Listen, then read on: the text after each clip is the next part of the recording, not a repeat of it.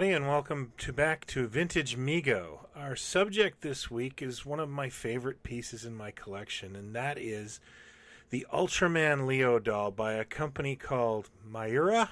I'm probably mangling that, but it's a Japanese toy company. What's interesting about this piece is how little we actually know about it. The figure is an 8-inch Type 1 Mego, and it was released in 1974, which coincides perfectly with the release of the television series Ultraman Leo, which also premiered in 1974.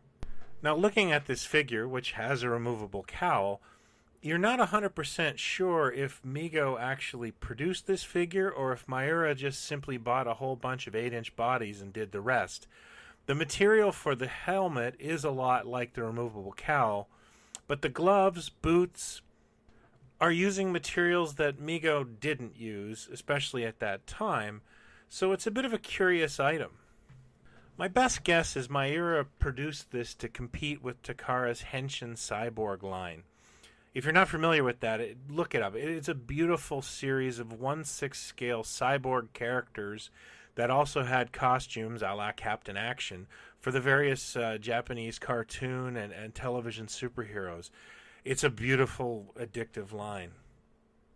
It's been rumored there's other suit sets like Kamen Rider for this series, but none have ever come up, so I have no idea if that's true.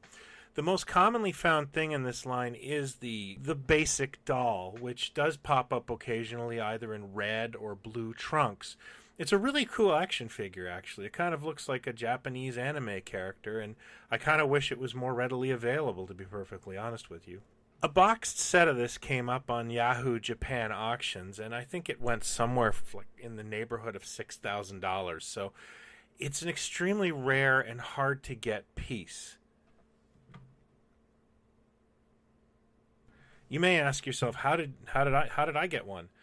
Well, just fortune smiled on me. It was my birthday. I was walking downstairs to get a drink. I got the inclination to check eBay, and there it was. First thing I saw with a $200 buy it now. Money has never parted from my wallet quicker. I was shaking. So it was just good fortune. I'm glad I jumped on it when I did because I've never seen another one. Mine is missing the chest piece, but that's something eventually I think I'll just probably reproduce if I don't find it. Now, some folks get this figure confused with the Ultraman characters created by Popey a few years later.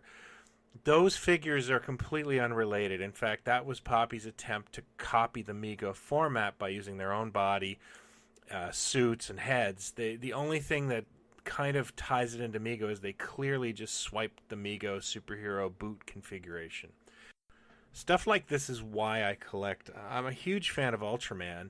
And then to find out that this is Mego related somehow and there may be more characters out there, well, that's the hunt and that's fun. I hope someday we get more news or there's a discovery of another character. That's what's exciting to me. I hope it is for you as well. Thank you again for watching. I'd love your feedback, be it on the Mego Museum Twitter, on the Mego Museum Forum, or of course in the comments below the video.